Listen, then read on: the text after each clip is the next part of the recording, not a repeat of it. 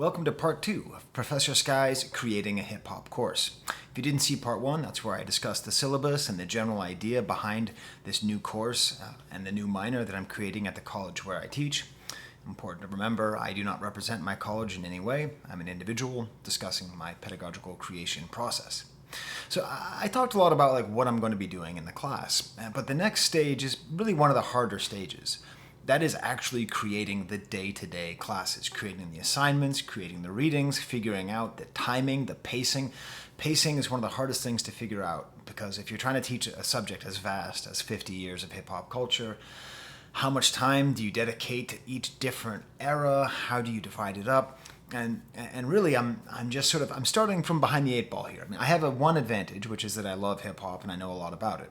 So that's good. And I've been doing this channel for the past 5 years, which has really helped me to catch up with a lot of things that I might have missed if I had taught this class before doing the channel. But I haven't been keeping up on hip-hop literature, on hip-hop scholarship, on hip-hop books. So what I want to do is give you a series of book reports. But they're more than book reports. I'm going to explain to you how I'm going to use each of the books that I'm using, like what is my methodology. Everything starts with this book, Hip Hop America by Nelson George. When I say everything starts, I remember buying this book at that bookstore that was in Belmont Center in Massachusetts, where I grew up. I forget the name of the bookstore. It had a bunch of different names. My dad used to go down there and get all of his British newspapers. But I got this book, and I remember reading it and thinking, wow, I didn't know that you could do that. I didn't know that you could write a book about rap. I didn't know you could write a book about hip-hop. I didn't know that you could do something that is so accessible while at the same time being so rigorous. So that's the beginning of everything, really. I got this book in 1998. I would end up doing my undergraduate thesis in college 2 years later on a French hip-hop group. That's really where I got the idea, and this was a new thing, okay? The idea that you could really take hip-hop seriously in an academic setting really was new 20 years ago. So that's one book I'm going to be talking about today. I'm going to talk about that soon. But this is not actually going to end up being the most important book in my class. That distinction is going to go to Black Noise by Trisha Rose. Now, it's great. I read all the comments that you left on my previous video. I really appreciate it. If you have suggestions for books to read, if you have suggestions of assignments or ideas, throw them at me, okay? You're helping me create the class. I got all these recommendations about hip-hop and psychology, about a Ghostface Killah book, which I didn't even know existed, and I now have to find. So tell me, I'm coming at you as a professor, but all good teachers know that they don't know a lot of stuff, right? So I'd never heard of this book until I decided to create this minor. And I just looked up, and this is a definitive book in the field. One person said that this is the textbook that they use in the hip-hop class they're taking at their college. And this is the thing. I mentioned in the last video that a lot of my students work, they're full-time students, and some of them are also full-time employees. It's a state school in rural Western New York. So they don't quite have the luxuries that a lot of other college students have. So I would love nothing more than to make these students build up a huge library of hip-hop books. But that's not how I can do it. I'm going to be going through and creating a reader, which is just going to be excerpts from many different books. All these books I'm going to be talking about on this channel going forward. But I had to make one exception. I am making my students read this book and buy this book. I'm doing that because this does something which is what is so necessary. There's a class that I teach in French at my university. Well, I used to, before they canceled the French major. Bitter. Called French Thought in Social Context. I didn't name the class that. It was already named that when I showed up. I used to shorten it to Prosoko. And I like that title because that really is what a teacher should be doing. And that's what I want to do, is provide hip-hop, culture, and rap music in social context. And I think this book does it really well by centering it on blackness, on centering on Black Americans and the societal forces that really, really helps to make the importance of this work more clear. It also provides a great overview of hip-hop history up until the point it was published. It also is very intersectional, meaning that it talks about both issues of race and gender. If there's one big blind spot to Hip Hop America, is its take on gender is pretty cursory for reasons that I'll get into soon. So this is a book which I will suggest to you. Should you be a hip-hop head? Should you want to have, this is another thing I want to do, build your hip-hop library with Professor Sky. Seriously, I get it. Most of you are young. Libraries are dumb. You can get all the books you want. If you don't have money, don't buy books, okay? But if you have money, if you can like buy stuff, like don't buy another, I don't know, $10 shirt at Uniqlo. Get this book. Have a library. You know, communicate to people what matters to you. And if hip-hop matters to you, and if being knowledgeable about hip-hop matters to you, this is, based on my preliminary research, the essential book. Now, I'm going to take you through a little bit of how I got here. Now, first of all, I didn't think this was going to be the case, because the opening pages references Public Enemy's Can't Trust It from that was the By the Time I Get to Arizona album. I forget the name of the album. Apocalypse? Is that Apocalypse? I think that was Apocalypse. Anyways, it's like a very specific reference to something that was, when this was published, very relevant. But this is a thing that's going to be popping up through a lot of the hip-hop literature and rap music literature, is a lot of it tries to be hip and now, which is great when it's now and hip, but if it's later, it's not so hip. So I read this and I was like, oh, this is not going well. This does not bode well for this book. But then I kept reading, and I got right here to page 2. Now, one second. I'm going to go grab my glasses, okay? I'm Gary Oldman, and I need my glasses. So, let me tell you why this book is so good. I look like Chuck Schumer. Go for it. Chuck Schumer gives a speech at my college every single year. I've almost memorized it. It's a great speech. I met him once. Nice guy. Very nice guy. What I love about this book is right off the bat, it provides what I think might be the definitive definition of rap music, which I am going to read to you in its entirety. Rap music is a black cultural expression that prioritizes black voices from the margin of urban America. Rap music is a form of rhymed storytelling accompanied by highly rhythmic, electronically based music. It began in the mid-70s in the South Bronx in New York City as a part of hip-hop, an African-American and Afro-Caribbean youth culture composed of graffiti, breakdancing, and rap music.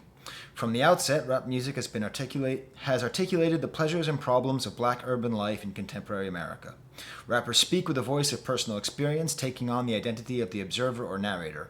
Male rappers often speak from the perspective of a young man who wants social status in a locally meaningful way. They rap about how to avoid gang pressures and still earn local respect, how to deal with the loss of several friends, to gunfights and drug overdoses, and they tell grandiose and sometimes violent tales that are powered by male sexual power over women. Female rappers sometimes tell stories from the perspective of a young woman who is skeptical of male protestations of love, or a girl who's been involved with a drug dealer and cannot sever herself from a dangerous lifestyle. Some raps speak to the failures of black men to provide security and attack men where their manhood seems most vulnerable, the pocket. Some tales are one sister telling another to rid herself from the abuse of a lover. There it is. Another thing that I love about this book is this insistence, I'm going to read it here. Rap's contradictory articulations are not signs of an absent intellectual clarity. They are a common feature of community and popular cultural dialogues that always offer more than one cultural, social, or political viewpoint. Meaning that the contradictions of hip-hop are actually their strength and their meaning and not their weakness. Do you see why this is an important book? Because when you study and you talk about rap music and you talk about hip-hop, you just, God damn, there's so many contradictions you gotta try to make unified. And what Trisha Rose understands, you don't have to. That's actually the beauty. So what I'm gonna show you now is, I make these little grids on my computer here. So right here, you see I have all the pages I'm gonna be asking the students to read, broken into sections, okay? So there's that definition. There's an interesting section on whiteness and hip-hop. But my favorite thing that she does, and this is on pages 21 to 22, 25, and then 27 through 34, is contextualizing rap in post-industrial New York. to the point where she includes maps that describes exactly how the citizens of the South Bronx were precisely the most screwed over people in the entire country. The black and brown people of the South Bronx were the most persecuted by systematic racism and neglect of any place in the country, and potentially up there with any place in the world. She makes that so clear. She goes on to talk about Robert Moses, the villain, who's often treated as a hero for his city planning. Breaks it down into how South Bronx, quote, became the primary symbol of Americans' woes. That, like, literally it was shorthand for, like, oh, what's a dump? What's a dangerous, terrible place? South Bronx. And what is the precise location of where hip-hop came from? The most important cultural movement, I think, of all time. Fine, of the last 50 years, if you want to say it. I don't care. I stick by it. I made a video about it. Where did it come from? But from the place that was most hurt. The place that was least economically advantaged. The place that was systematically put down. Like, she outlines how landlords were leaving and they would just burn their buildings down for the insurance money, and nothing would come in to replace it. From that rubble, the rubble of the post-industrial America, which is to say, we used to build things, and then we realized it was cheaper to build things somewhere else, and we stopped building things. In that wasteland comes this moment. And if you're watching this video, it means you care about rap music and hip-hop. It came from the absolute bottom. And I keep saying it, but I don't say it as well as she says it, okay? That's why you need to read books. That's why you need to listen to people who are smarter than you. So this, I cannot wait. Like, I'm just so happy for the way that she describes this, that she puts it in social context. The context of hip-hop's creation is not anecdotal. It's not like, oh, it just happened to start there because it's New York and New York's a big place. No, it had to be there. Okay. Some wonderful sections on technology and the way technology changes hip hop. That's sort of from pages 62 to 72. In particular, I really like how she talks about the importance of the 808. She also does some pretty interesting theoretical work on someone named Atali, who's a sort of intellectual who talks about the nature of repetition, which is pretty interesting. I'm not sure if I'm going to be asking my students to read that. That's maybe a little bit higher level than my students will be comfortable with. I don't know. We'll have to see. Talks a lot about sampling. The worst thing about this book are the pictures. Like, what is that picture? Like, what is that picture? I don't understand why the pictures in this book are so bad. Yeah, so she talks about the value of the 808, which is only more important now. I mean, this book was published in 1994, right? When Can't Trust It was like a new song. But the way she talks about the 808, it's like she knew. She knew. The other day I was watching Sean C's reaction to the new Drake album. And he just said, you know, it's okay not to use an 808 sometimes. Very funny guy. But it sort of describes, quotes the guy from Public Enemy, Eric Sadler, one of the producers. It's not like a regular kick drum. It's this big giant basketball that you hear on just about every record now. Boom, boom, big and heavy, like a reggae sort of feel.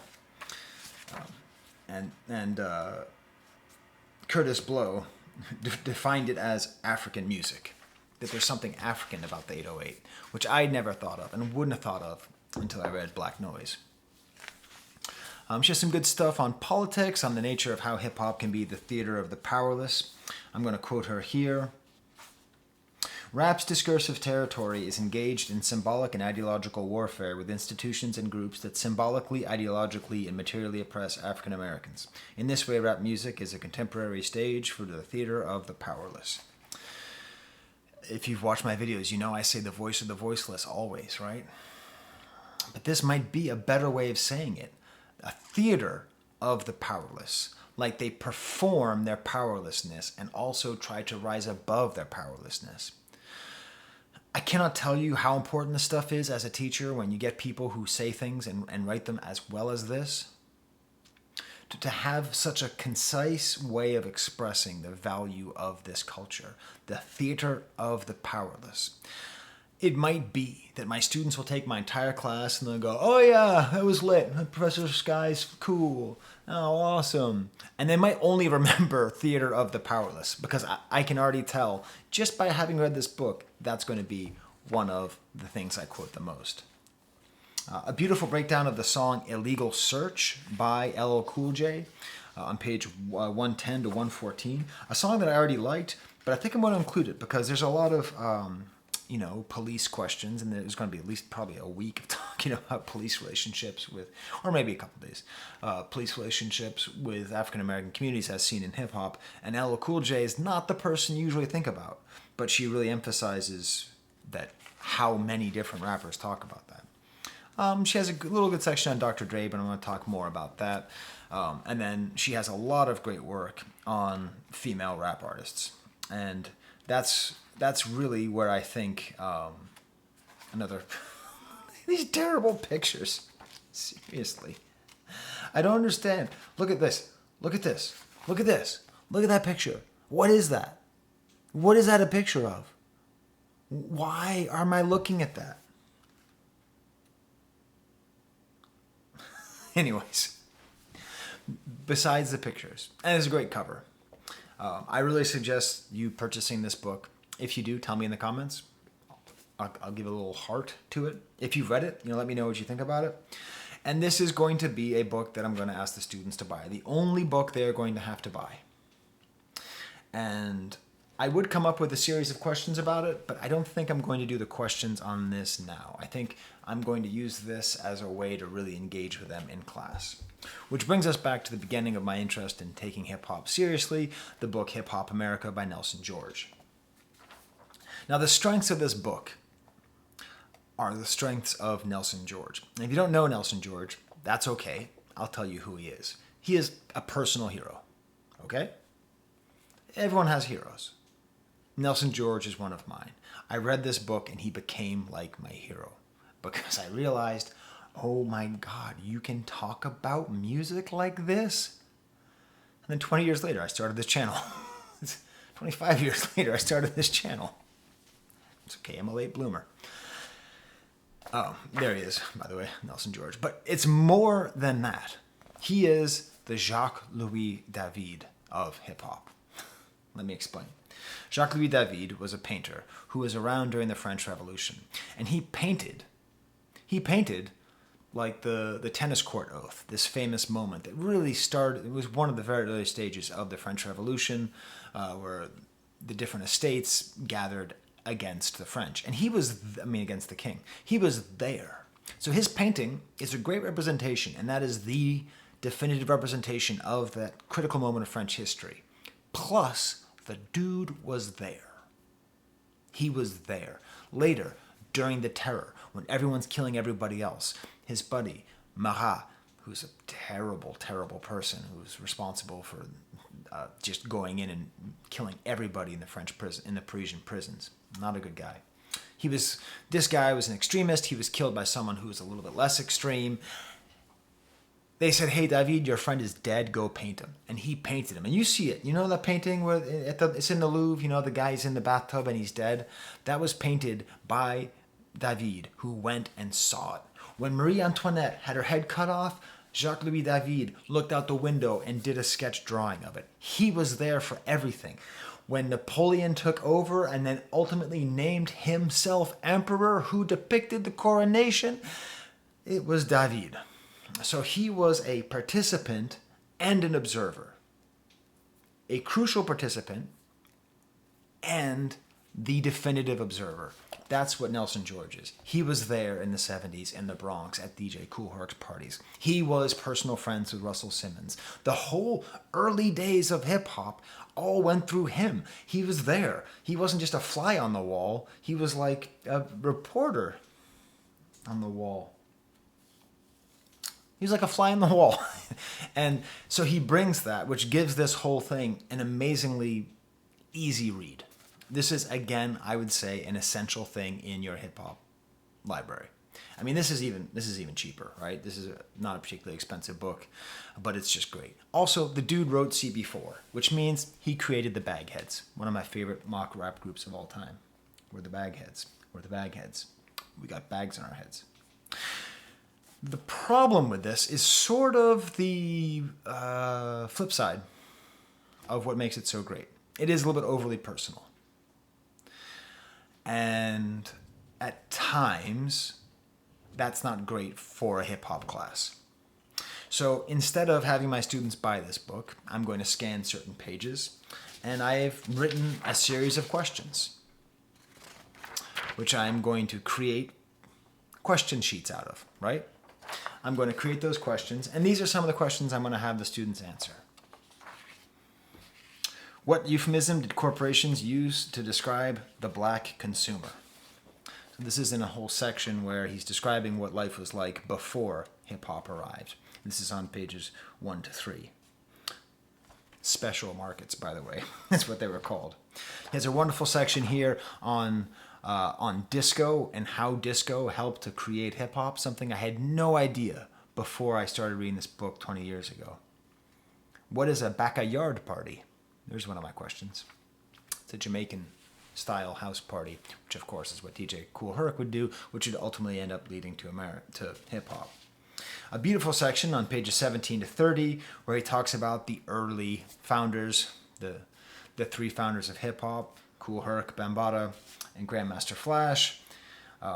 These questions are a little bit simpler. I'm trying to figure out, because I have so much material on those early days, what am I actually going to ask them? Am I just going to have them watch that Netflix show?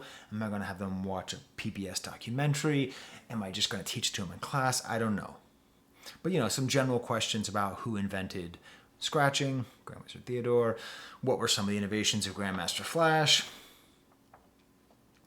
One of my favorite things on here is actually on page... is this still fun for you? Are you bored? I don't care. I'm still doing it. This is helping me prepare my class, which I really appreciate. So page 26 to 27, he includes his own writing, where he wrote an article back in '78 about a concert. It was a warm Friday evening in the Bronx at Taft High School field. People had come from all over to hear DJ Herc jam. He's tall, 26, quietly calm in a manner that makes adolescent girls giggle. His reputation as a party master is unsurpassed in the South Bronx. But unlike many of his DJ counterparts, Herc isn't a rapid rapper who keeps your head spinning with patter. No, Herc is a musical innovator of the turntables. Not satisfied with simply playing the latest sides, Herc began excavating in record bins for cutouts, and older records that sell for $2.99 and less. His DJ experience told him the young dancers of the Bronx love the breaks in records, sections that deviate from the melody to showcase energetic Latin percussion work. He goes on. So this is what I'm talking about with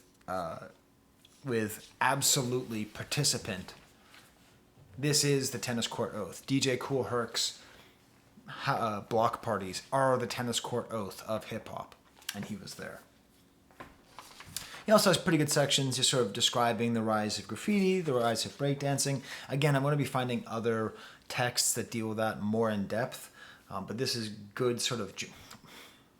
Don't tell anyone who's actually going to take the class. I don't know. They might watch this. I don't know. But I'm going to be structuring it where there's going to be easy reading up front, like 1 to 2 page sections that basically cover everything, and then more in-depth reading. So as an example, I'm going to have the graffiti section from Hip Hop America there. Just a couple pages, easy to read, well written.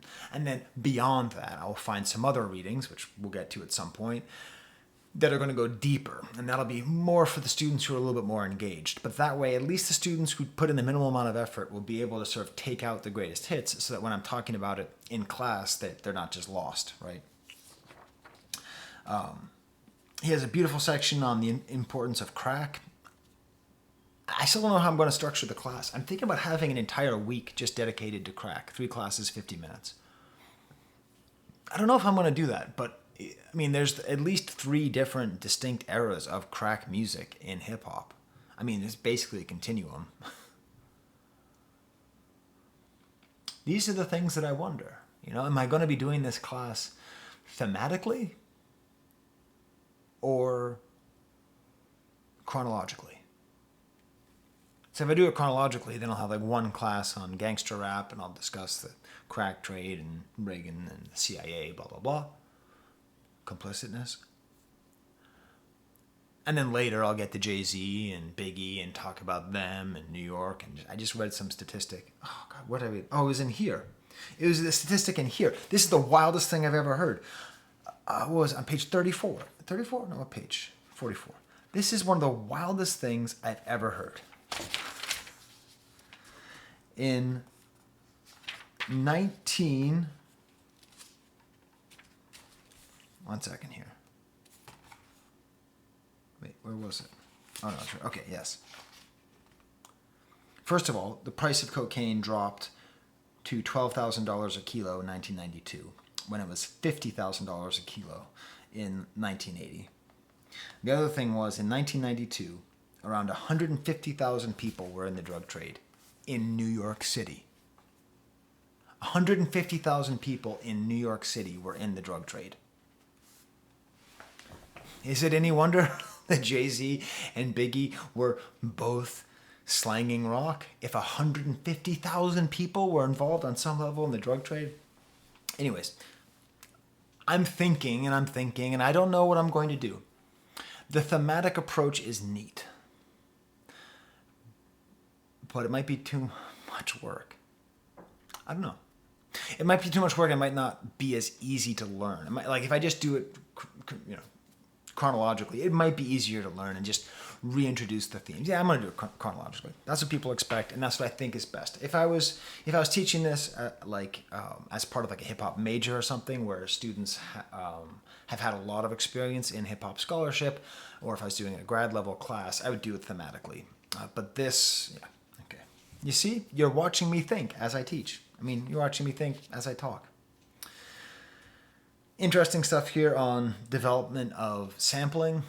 I'm going to have a lot of talk here, some chance to talk about Biz Markie, which I always love. He has a pretty good section on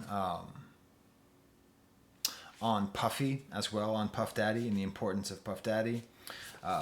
And then finally, he has a whole section on fashion.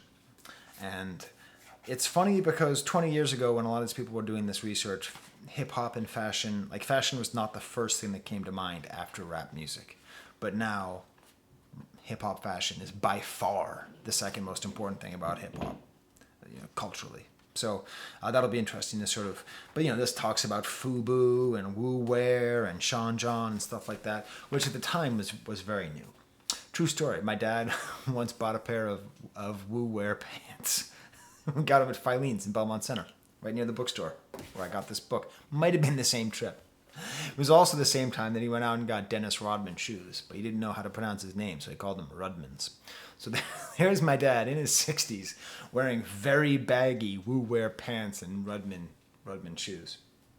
Sucks when your dad's cooler than you. All right, so there you go. So there's my book review. There's how I'm working these things through. Hopefully you found some interesting things. You learned some interesting things from these books. I think they're both essential. I really do. And I got a lot more books.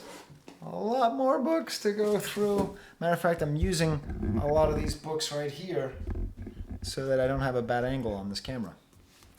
So again, tell me what you think. Tell me if you know these books. Until next time, there's the camera.